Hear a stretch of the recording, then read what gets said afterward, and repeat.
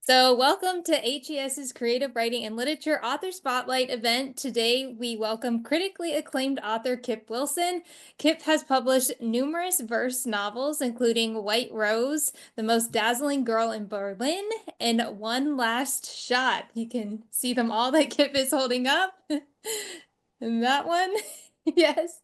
And then she has won numerous awards for her books and holds a PhD in German literature. She is also an enthusiastic high school library worker, as she was telling us earlier. So welcome, Kip. We're so excited to have you join us. Tell us where you're joining us from. So I am just outside of Harvard myself. I'm probably about 20 Mm. minutes away, just north of town. And yeah, I'm so excited to be here talking about, especially, I'm so thrilled to talk. I don't have the actual book in my hands yet, but I do have these postcards I made with the cover of the new book coming out. It's in less than a month now because it's middle of January. So I'm getting really excited. I hope I will have the actual book to hold in my hands pretty soon. But in the meantime, just looking at the cover makes me so happy and thinking, especially because it's an anthology with 11 other authors. So there are 12 of us in the anthology. And I tell you, that was the most exciting thing, to just get all of these stories and to get to work with all of these amazing authors, all of them verse novelists. And as there's, first their ideas came in for what they would write about, and then the actual stories, and each one better than the next, and, falling in love with each story more along the way. It was a joy to work with these people, every single one. Well, tell us a little bit more about All the Love Under the Vast Sky. Like, what's it about for those who haven't heard of it? So this is an anthology of short stories in verse, all somehow centered on the theme of love. And it's for teenagers, so young adult collection. So, I mean, obviously, when I say for teenagers, like that's what we all write for, everybody who is in this collection.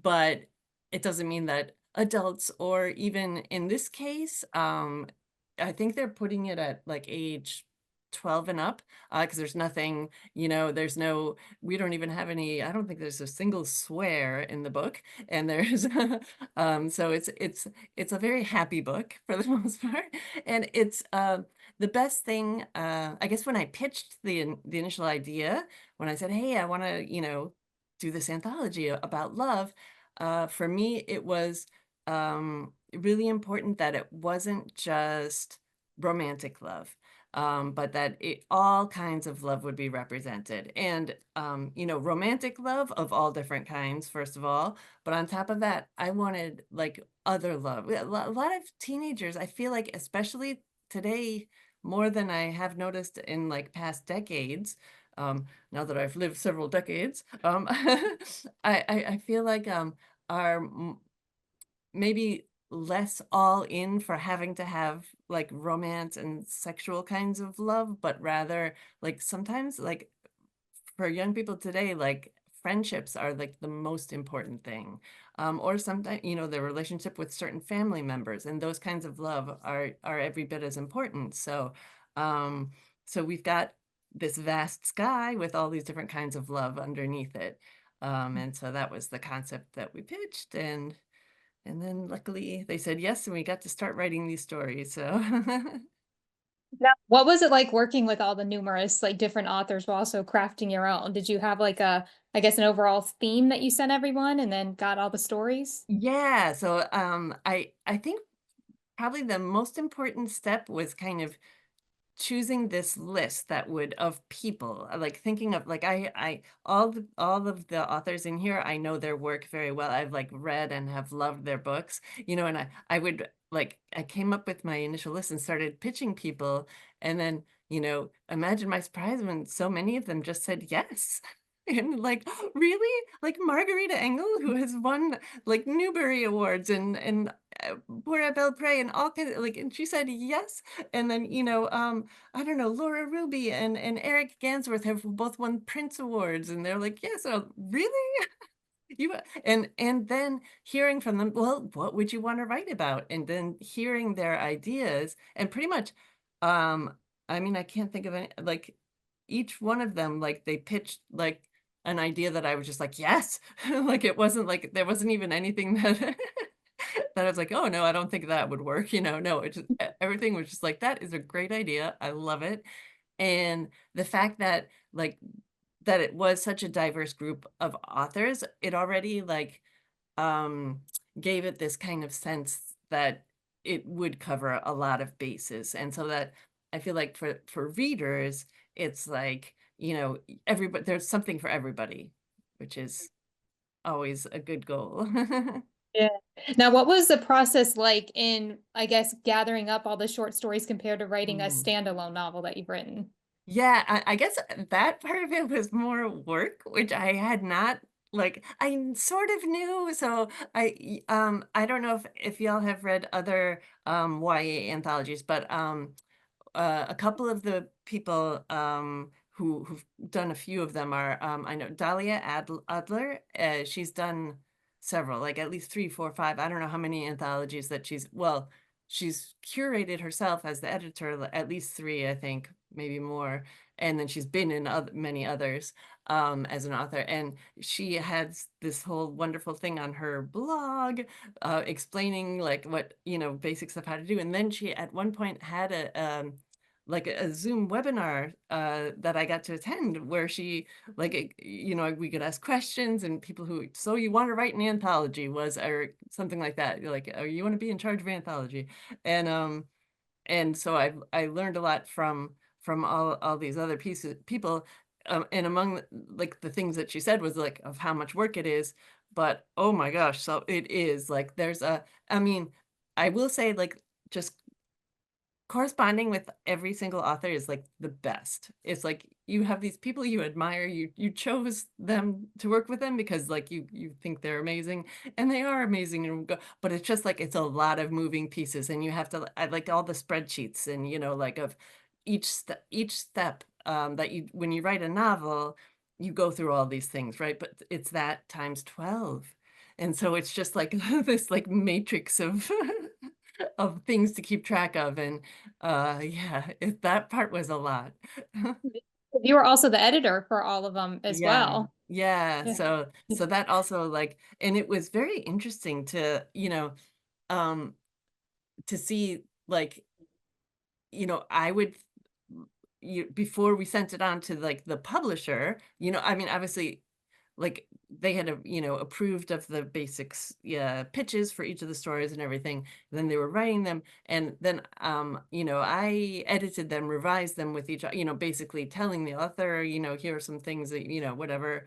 I in verse, I think more so than prose, we editors do tend to give more free rein to the individual authors because like it's not as um because poetry is more abstract and more, it's not like um it can be you can be freer, I think, with poetry. So I think on the editing side there is I feel like should be a lot more free reign for the authors. So in a sense, it's like you're giving them this advice or asking them questions, but at the same time, it's their story and they know it best and they know how it should be. And so just a lot of that was then supporting them as we went on to further rounds with the people from at the publisher side. So um, making sure that okay, they want to keep this, so and making sure that it would work and that would come to a good conclusion for everybody. Yeah. Yeah. Now, how long did it take you to craft your short? Did you write your short story first So before going? yes, I actually so in order to sell an anthology, you do have to have a few like I think it was let me think. Let's see. I had in the beginning I had mine and two others. I know Margarita was one. Um, was it Padma? No. Was it Robin? Sandra?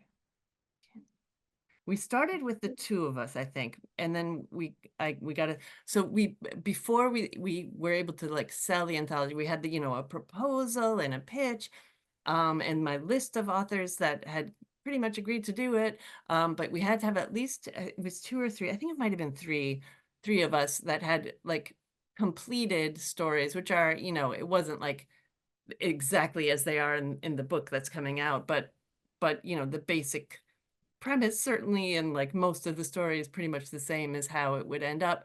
And so I had to ask, Margarita, I know for sure was one, and now I'm blanking on who because I think there were three of us, but I asked, would you mind writing a story on spec, is what you call it when they're, I can't promise that it will then be published, but please.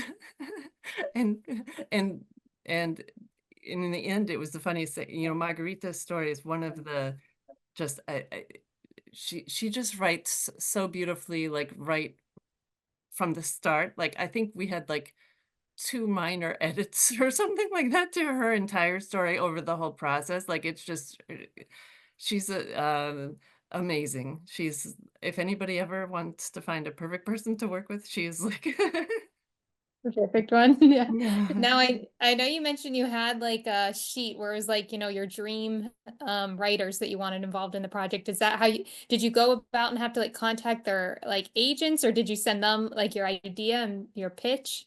Yeah, so let's see. Most of them I knew.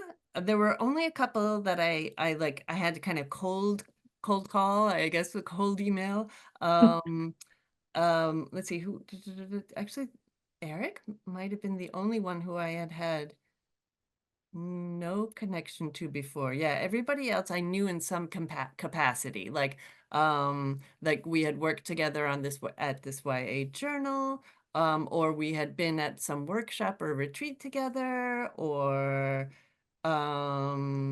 we had met in some other online circle, whatever. So like, yeah, Eric was the only one, and I did just kind of write to him out of the blue and tell him the truth, how much I loved his work and I would love to include him, and what does he think? And Yeah, that's awesome. Mhm. Now, I was curious, will there be a sequel to this anthology on a different topic, maybe, perhaps? I hope there will be.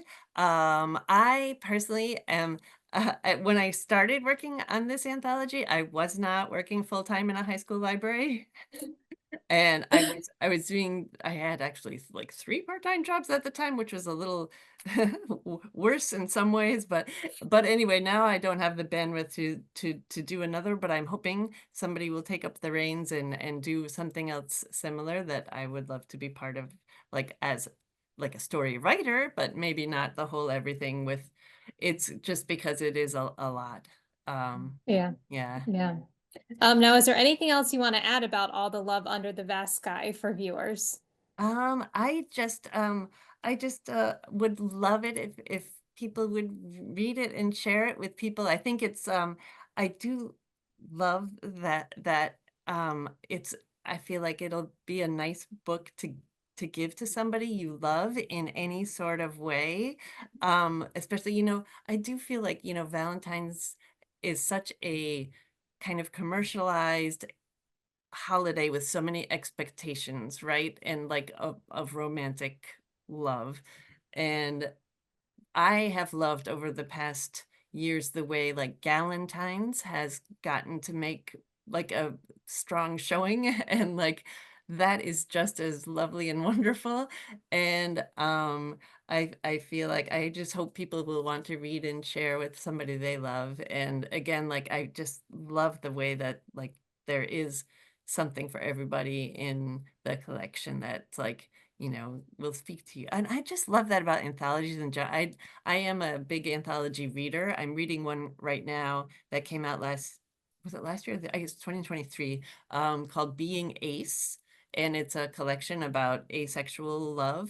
Um, and it's similar in a way, but it's also very different in many ways. But I love that you can just read like you know, one story at a time and then another, and then just get like there'll be some that'll stick with you personally more, but that, you have this great choice of all these different ones, so.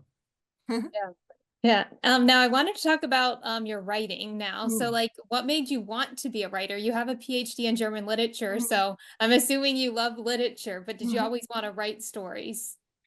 Well, it's funny because I think a lot of other writers, I feel a little like, oh, because like so many that I've spoken with are like um I always wanted to be a writer since I was a child. And I didn't, like, necessarily like, I loved reading. I loved reading. I read all the time when I was a child, and I never have stopped. But, when you are getting your PhD, at the end, you write this, big fat dissertation, which is basically a book. And, when I finished that, I was like, "Oh, well, what am I gonna do with my time now? I've just been writing all this time." And that's when I just started writing fiction, which is what I love to read anyway. So, and it did take me quite a while because I had never and I still have, I mean, other than going to like workshops and, taking one-off classes sorts of things, I don't have like a writing degree. I have a reading degree basically, um, Yeah. but it is What something that can be learned. It just, it takes, and reading is such a big part of it because that's how you see how somebody you admire how they do it. And you're like, "Oh, I love what how they did." And it also like can inspire you to try different things. Like because I actually failed for so many years because I was writing in prose and it was really bad prose. And it took me a long time till I tried to experiment with verse. And as soon as I did, I was like, oh, well, that is perfect.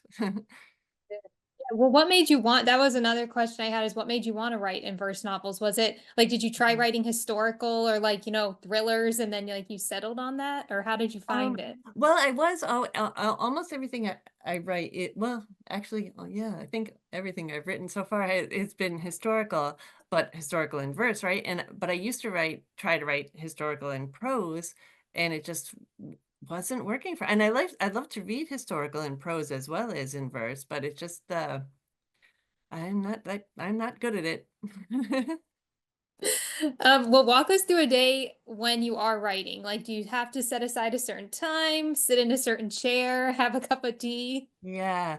Yeah, it now that my work life is full during the day, it does make it harder. And I know a lot of other people deal with challenges like that because it's like, I mean, obviously all of us would wish to just like have somebody finance us and let us write our books all day long, and it would be just wonderful.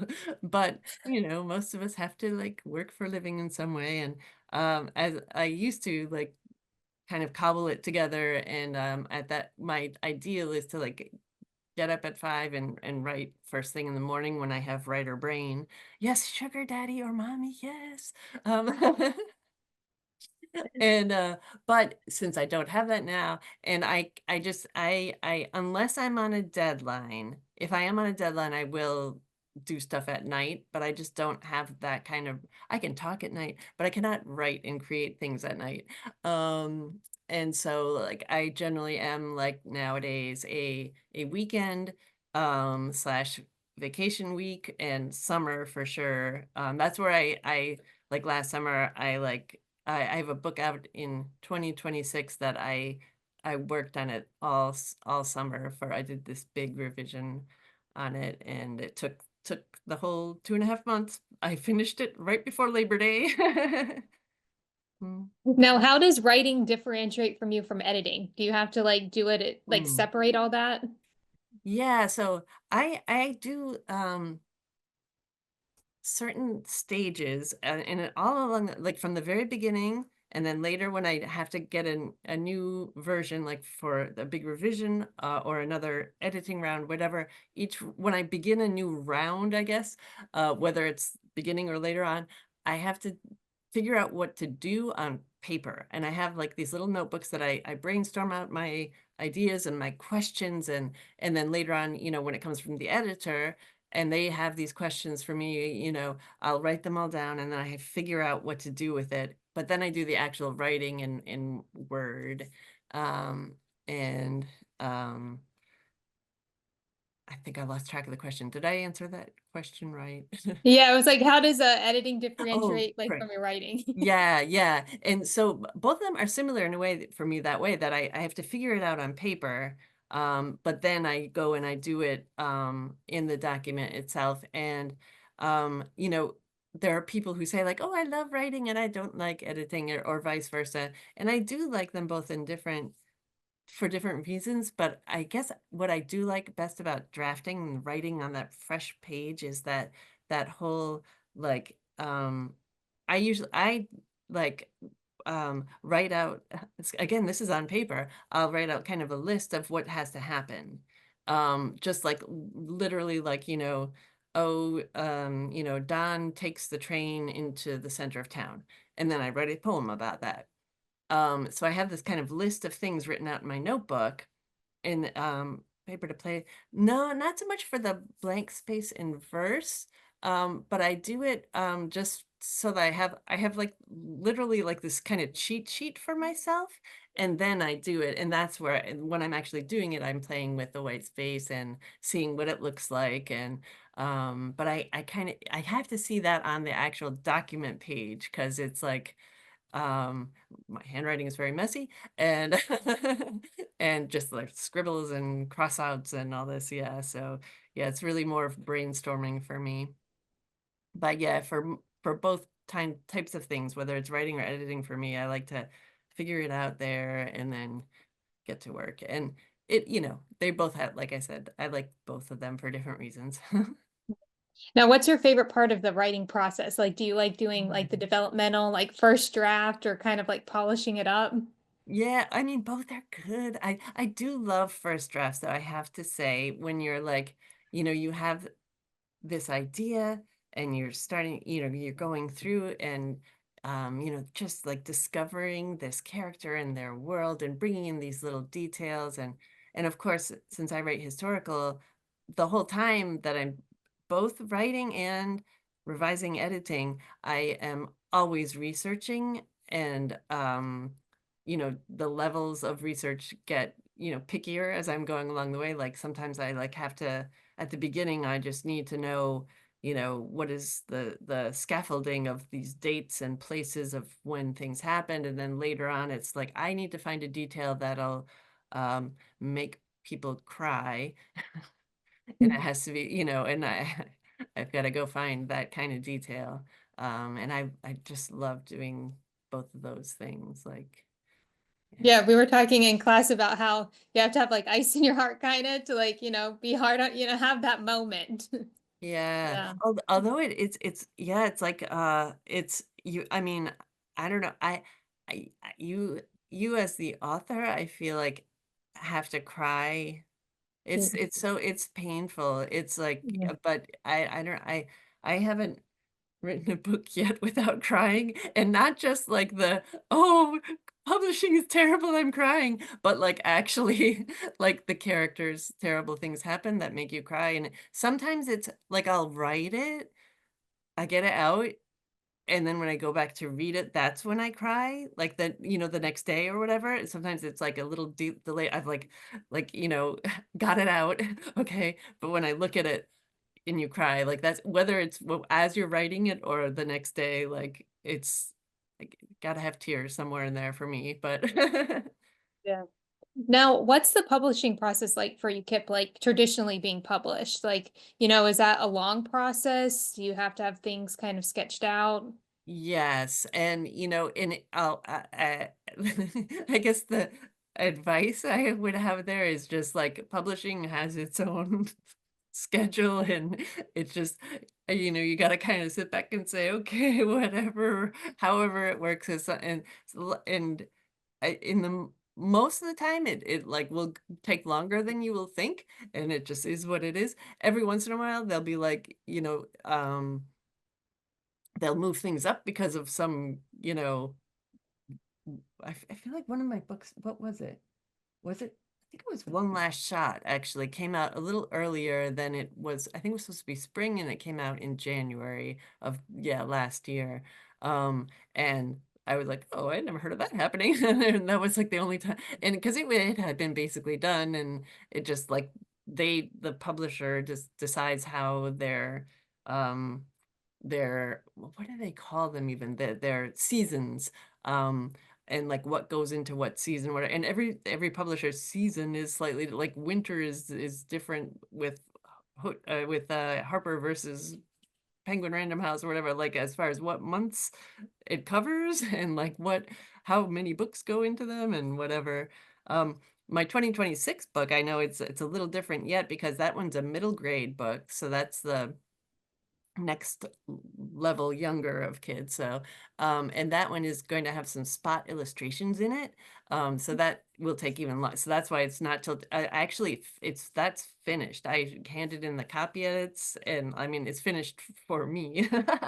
But the illustrator is now going to start on it, and then they'll have to, the whole design process will be longer and different. Yeah. But yeah, it's always longer than you would think. Yeah. Now, does social media play a big part in it for you, Kip, especially doing like YA or middle grade or not? Yeah, I feel like it used to, like, I used to be on Twitter. Uh, and that's where I really did gather up a really nice writer community that like actual like some people like who I'm close friends with now, and I've met in person since, and we like check in with each other every few weeks or whatever. Our one of them for sure is we met on Twitter, and she had said like, hey, does anybody want to read my manuscript about this violinist and blah blah blah, and I was like, sure. And I read her manuscript and loved it, and she read mine, and she's since had a couple books come out, and you know um it's just like there we were, random strangers on Twitter. But so that's what I liked about it best, was connecting with other writers.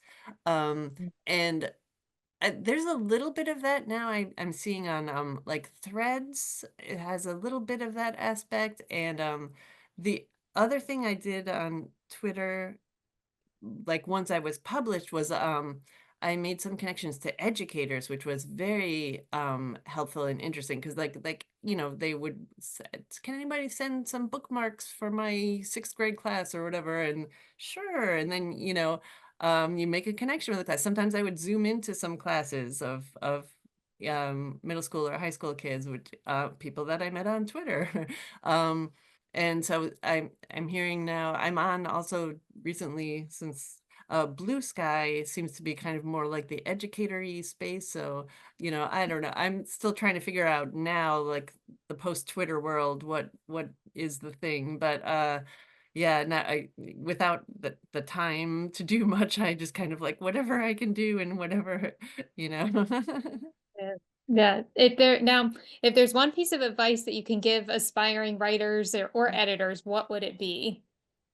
Um, don't be afraid to try different things. I feel like I wish I had tried verse earlier, because like I said, failed for like so many years and so many manuscripts. Like it was like um 9, I think, failed manuscripts that like completed and edited and critiqued by other people and workshopped, and it was always a struggle. And but if I had tried earlier, and it doesn't mean necessarily verse versus prose, but maybe it's nonfiction, maybe it's essays, or there's so many things that and like I feel like that's something that because I do write short stories also in verse, for like that's what I like. But it sometimes something you can tell that this should be a short story versus, is this a full novel idea, or is it really just a piece of something? And so in that case, maybe it's a short story instead of a whole novel. Yeah. Well, before I was going to open the floor up to questions, did you want to tell us your handles? I do have your Hmm. website. I was going to put it in the chat so everybody can find you online. And Yes, I know your Instagram. yeah, I think that now, so I had a different one on Twitter, but now I am trying to be consistent. So it's Kip Wilson Writes is what I am for on Instagram and Threads and Blue Sky, I think. All right, so does anybody have any questions they want to ask Kip? Or I haven't checked the chat. Natalie, have you seen any questions in the chat? Just mine.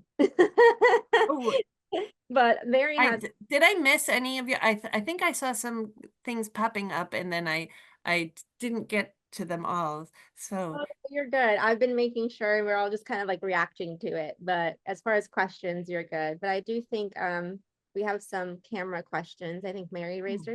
You want to go ahead? Oh, yeah. Thanks so much for being here, Kip. Great to hear your story and all of it. And I love, this idea of writing. I have four kids between 15 and 22, and I know firsthand how diverse love can be, which is, now people don't go to the prom with a date. They go with a group of friends, they go with a girlfriend, they go with whoever they want to. And it's really nice that way. I teach at Harvard Extension, so I know firsthand that Chung and Natalie have written stories with sibling love. And I love that, that it is diverse and it is expansive and covers so much territory. So thank you for putting it together. And I'm also reading, I'm on this James Baldwin kick, and I am reading everything he wrote. So I am reading Another Country, and the love just, is expansive is an understatement for, his idea of love. oh, But that's awesome.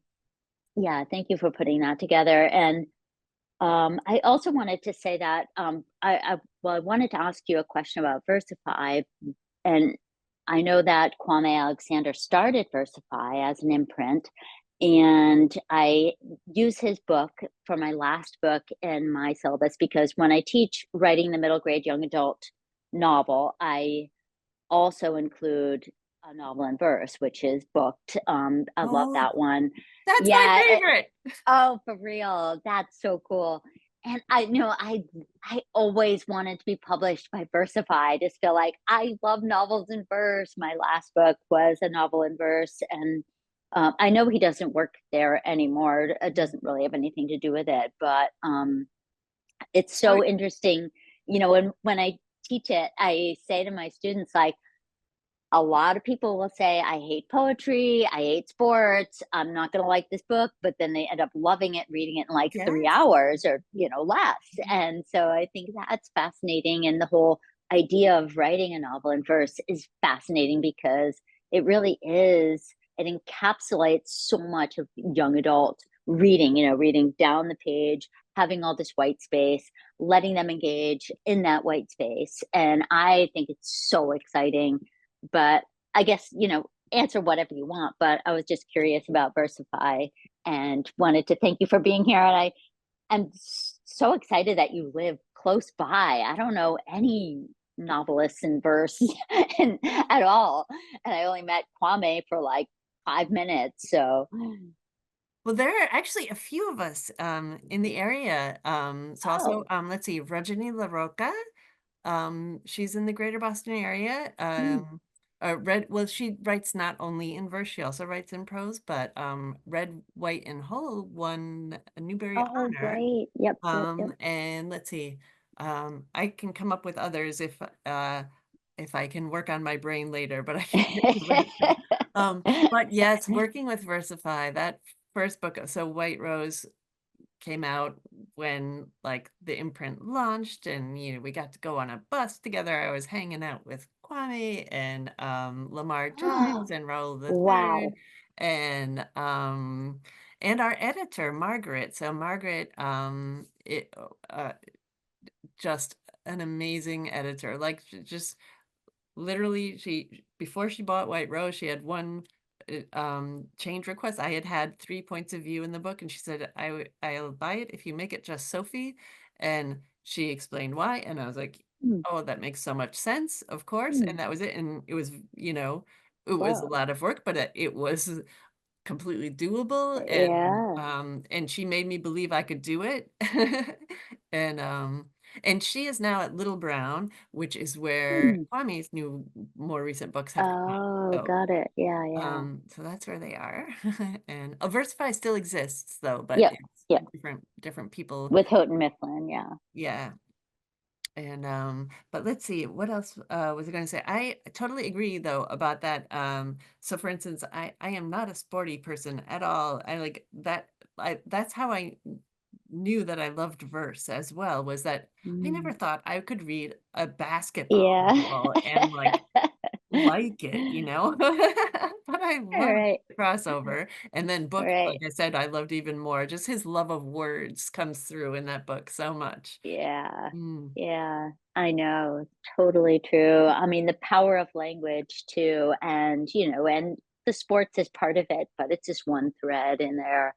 But so many kids relate to that, mm, and I always tell my students about teaching this in my son's fifth grade elementary school when during COVID, and all of a sudden everything shut down, and so I thought, well, we'll have a book group, and we read booked, and and I said to them, so Nick is really cool, he's smart, he's a good athlete. Do you guys know anybody like him? And they're all like, me. And mhm. it was just so interesting how they all related to him. Yeah. This was a class with you know at least 10 different countries of origin, boys, girls, everything, across the board, diverse. Mm, that's awesome. Yeah, but it's good to hear you had such a good experience at Versify and with the editor you had, because it is hard to find a good editor. Yeah, it sure is. Mm, yeah. Awesome. Thank you so much. I have a quick question too. Well, maybe it's not so quick. Uh, but what was your query process like? Like, did you aim Oh. for the big five right away, or did you try smaller publishing houses first, or like verse So specific? do you mean querying, so after having an agent? I Because guess. so yeah, I Honestly, queried, you I tell me, because I don't know. yes. So I queried agents because I did want to get published by in traditional publishing. And so that process for me was quite long. I sent my first query in 2003. And I got my agent in 2015, so it was 12 years, but that included those 9 books of that were not good. And I learned a lot along the way, and several very kind agents, gave me feedback, and and sometimes I would go to like workshops where you could like get workshopped on your query, and then so because sometimes it's maybe your book isn't good, but and by not good I'm just talking about myself, and like so I'm sure everybody's other books are much better than my first attempts were, but maybe my book wasn't good, or maybe sometimes it was just my query was not that good. So in the end, I do have my stats somewhere. I can't remember, but it was a very high number of like the number. I think it was like 90 agents or something I had queried over the 12 years. And some of them, I had queried them with one project, and well, I don't want this, but send something else if you have it. And so, sometimes it's trying something else with them again. Um, but once I got the agent in 2015, um, we went first on submission with actually The Most Dazzling Girl in Berlin. We went out with that first in prose, which is how it was at the time, because that's what I thought I wrote in.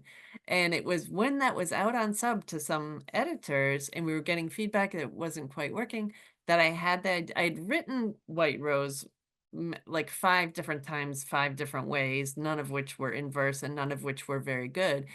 And I had had this conversation with a couple of verse novelists who got me thinking, oh, I should try writing something in verse. And then White Rose, that's what I should write. And I started writing. And as soon as I started writing it, like I literally wrote the first poem and I was like, oh, geez, this is the way I should do it. This is what I should be doing. And then I asked my agent to pull the other book and that to wait for this. And it was like, I think it was I mean, it was at least 6 months to a year until I had a draft.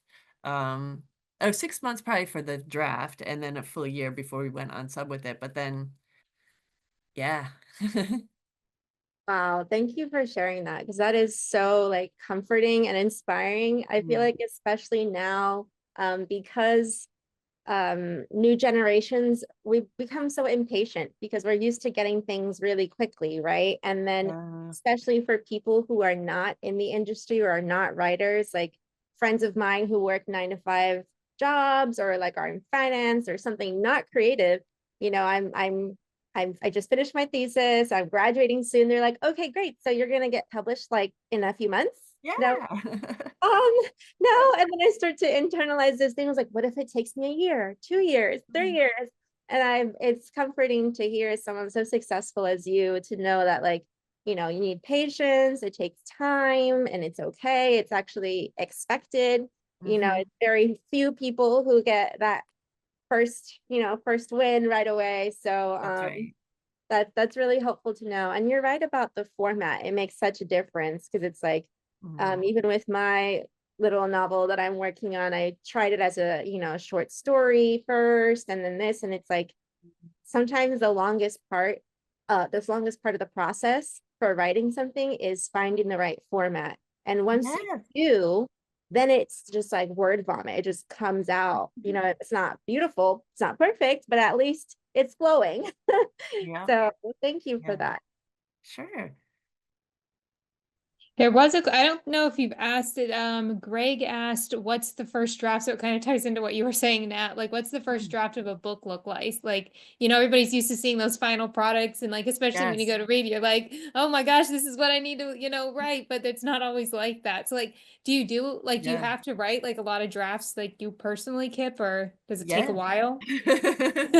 Yes. And sometimes it's I've gotten better working with Margaret. Got me 'cause each time for the first White Rose and Dazzling Girl in Berlin, I had tried like several points of view. And both times she shot me down, she's like, no, it's like I just want one. And not just like I want one, but like what the story needs. I mean, she was completely right in both cases. Um, but you know, and I try to get better of like trying to figure out what is the best, like that is like half of the battle is, and sometimes you have to write the full draft before you figure out, oh, actually, you know, but you know, then you have that information, you know, even if I don't use the other point of view, I now know them better. They're still a character in the book, and you know, I understand them better. So it's not useless what I have done. But yeah, there are many drafts, and you know, I was teaching so before I worked at the high school, I worked in a high school elementary school library for a year, and the teachers one day, you know, they knew I was an author, and they're like, hey, can you talk to the kids about revision? And so what I did is I showed them like my first draft of the first poem in one of the books I was working on. I was like, okay, so I wrote this. And I'm like, this is great. This is so awesome. And I love it. And I sent it to my critique partners. They're like, this is crap, man. Like, not, they didn't say that, but they said like, you know, well, what, I don't understand. Like, who is this character? You know, they had these great questions basically, right? And like, you know, you always write your first draft thinking this is awesome. I mean, I do. And then I know it's not, you know, deep down inside. And then as soon as I send it to critique partners, that's when I find out what isn't great. And usually, you know, it isn't like like this is crap, but it's like an actual, you know, these list of things that like, well, I'm here your reader. I do not know what is in your head. I don't know anything about this character. You have to show me, you know. So I Chung, see did you have a Chung has question? a hand up. Yeah. Yeah, real quick. First of all, Kip, thank you for your enthusiasm. I mean, it's absolutely infectious and inspiring. Um, quick question, just a curiosity. In an anthology, who writes the synopsis and what does anthology synopsis look like? So there was so for each story, I had each author write a very short synopsis. So not like a full synopsis you'd write with a novel, but just like even like it was like a paragraph. So like that was even before they had written the full-on story, just to like help us like have this proposal. So like the proposal for an anthology includes my overall, like, this is the vision of the whole group of stories, and then there were individual paragraphs by each author about their story. And so that from having those, and so they, you write that without having written the full story. For the most part, there were just those 2 or 3 of us who had written the full story, and so they wrote that, and then, in the end, their final story was maybe somewhat different, but I mean, they were pretty close, I think, like what they set out to do. So it was a pretty cool process that way, to see that, like, my overall view of it, and then their individual things, and then, of course, summing it up in the proposal would be like a little bit about each author. And like, that was so cool to say, like, this wonderful author did this and this, yeah. And I do think writing groups, well, in Mary's class, she's always telling us, oh, you need a writing group. And so I Mm. like started, I was like, yeah, so in trading pages, like what you were saying, like it's like in your head, like, you give them the pages and then they're like, well, wait, this is what's supposed to happen. You're explaining, and you're like, well, yeah, don't you see that? So Yes. like, I guess in your writing group, do you meet like every week, Kip, or, do you exchange pages at a certain time? Is it Yeah. accountability that helps? It does, and we have been a virtual group, and let's see, 2 of us have been together since like 20 2000. Ooh, oh, it's like 15 years, quite a while. And then we've had 2 or 3 others that have come and gone, and one was together with us and then had to go away, take a break for too busy with work, and just came back like last year. So that was great too. But it's been nice to welcome other people in and out of it. But there are like generally 4 or 5 of us at a time, and so we just rotate every once a week. One person submits, and then the other people all read and critique that, and you get a turn like once a month basically to submit and we do like 10 pages at a time. And that's my main like critique group.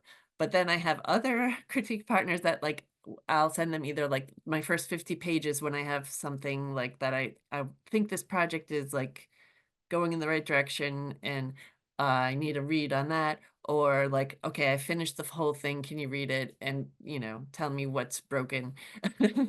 And then, obviously, I don't know, for me, half of the joy of that is then reading other people's pages, and, you're reading these things that are going to be great books. And I don't know, it's really cool to be part of.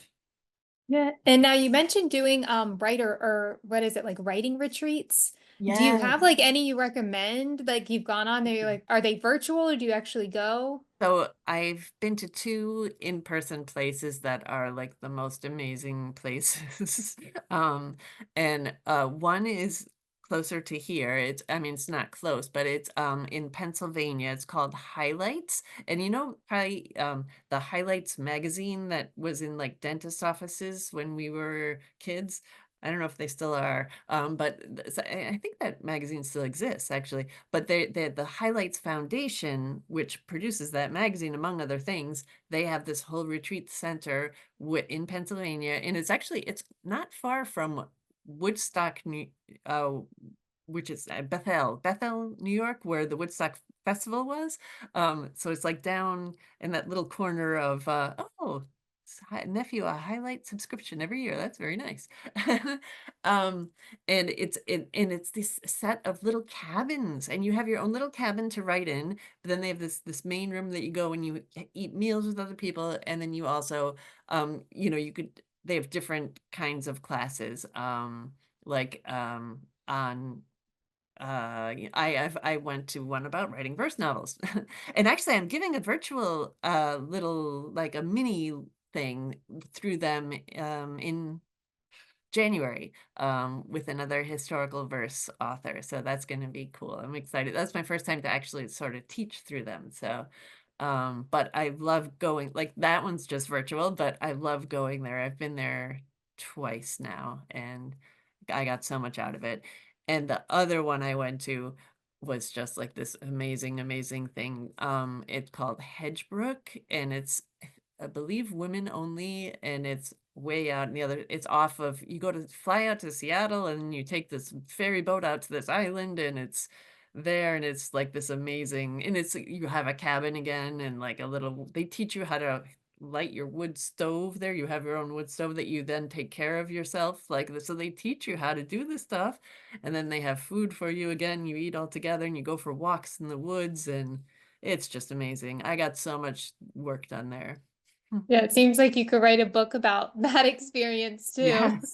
Yeah. Yeah. Yeah. Did anybody else have any? I know we have less than 10 minutes, so I don't want, if I didn't know if anybody else had any. Okay, Aaron, did you have a question? Yeah. So I have to echo everybody saying love your enthusiasm. What attracts you to writing for a YA audience, and what are some of the pros and what are some of the cons? Well, I cannot think of any cons because I love it. I really, I think, well, I guess, okay, here's one con. Now that I'm thinking it over some more. The only con I can think of is that it is like, and I think it might be same in publishing in general, but especially in YA, like I feel like if you are like a young, beautiful woman, which I am not, I mean, I am a woman, but I am not young and beautiful. I'm just kind of background. I'm that middle-aged, like gray shape.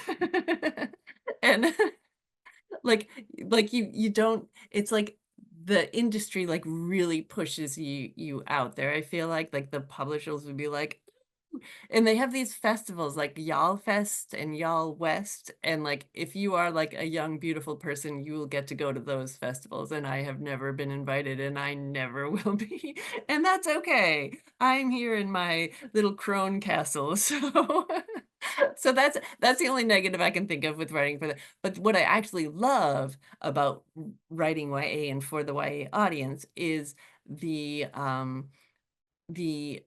like emotion that they crave, like the readers, and that it makes you like pull that into your writing, and it's just, it makes it so engaging for you as a writer, and then for the reader, because it's like you are getting really deep into this character's head, so that you can let the reader then experience not just their head, their heart, so that the reader can experience that. And you're writing about young people, so even if you are a crone in your crone castle, you are your heart and your soul is still this young beautiful thing, right? And so that's it's just so life affirming. I don't know, it's a it's a joy. And I think, I don't know, working with teenagers also is like, I think they're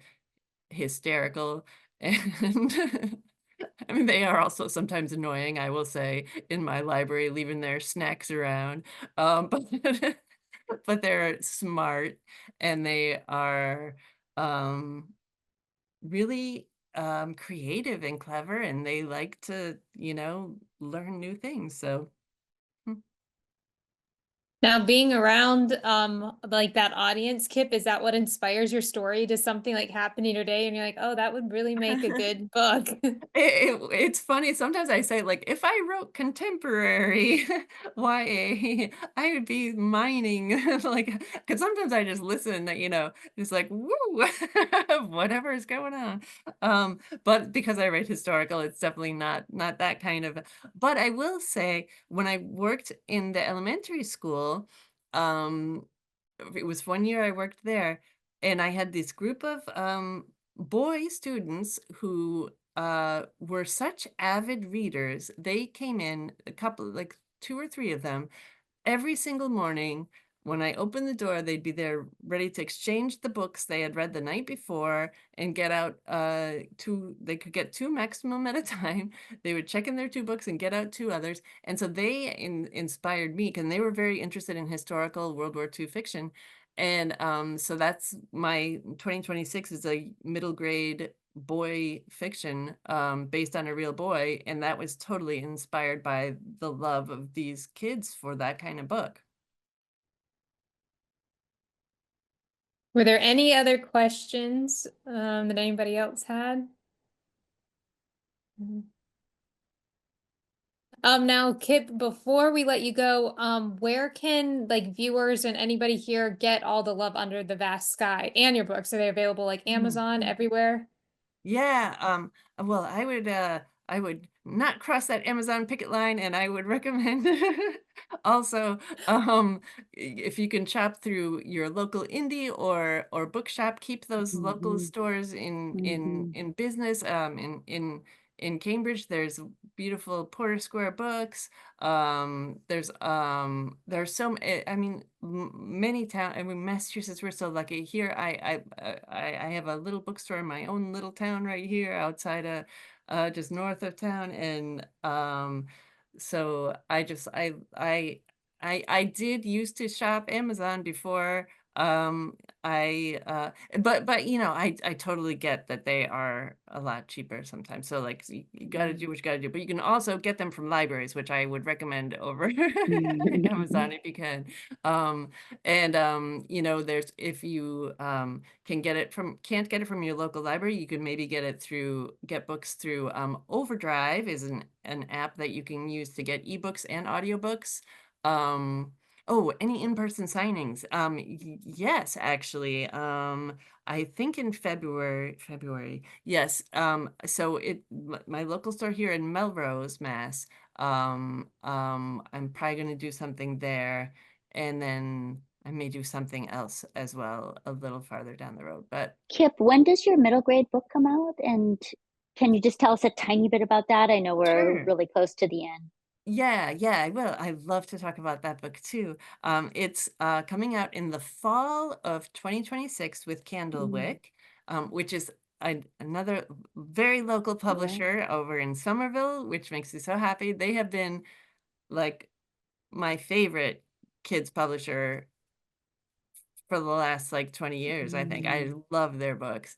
And the book is called Backpack Boy Berlin, and it's based on the true story of a boy named Don Heath, whose father was a diplomat to Berlin from 1938 to 1941.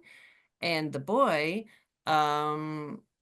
wound up carrying secret messages between his parents and the American woman named Mildred Harnack, who was one of the leaders of the Red Orchestra resistance group, was the only American woman executed by Hitler.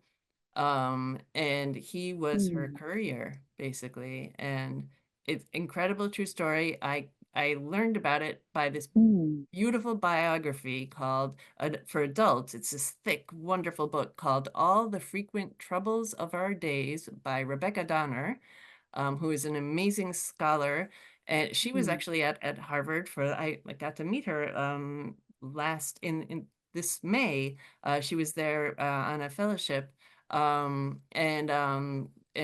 her book had these little tiny snippet chapters about the boy. It was a book about Mildred Harnack, the woman, but these and that's how I learned about him. And I was like, I want to read a whole story about him. Well, I guess I better write it. Wow, that's exciting. Yeah, I always encourage students to write the book they wish they had read when they were, young adults or whatever. Yes. Or now. Well, thank you, Kip, for joining us. We'll also post all the links like on our social, linking it to yours so everybody can find you. And then for those local, we'll be sure to like repost on our stories. So if anybody's local and they want to go see it, I'd love to see you. Yes. Yeah, good. And anytime, and if you set up anything in person and want to have any visitors, I would love to be able to come. Yeah, definitely. Yeah, me and Natalie, we're talking probably May because we'll be there for graduation. Maybe Oh, be yeah. fun. And Mary also has a Yes. event too. So I was like, yeah. Thank you, Carly, Rhea, and Natalie for hosting. Yes, Super thank you. appreciate it. Yes, thank you all so much for coming and for your great questions. We will definitely be planning another one, hopefully a hybrid event, maybe like what's the tea with the Boston authors? I don't know. We'll figure it out. Awesome. Yes. Thank you, Kip. We All really right. appreciate you chatting with us. Thank you all. Have a great night. Take care. Thank you. Bye.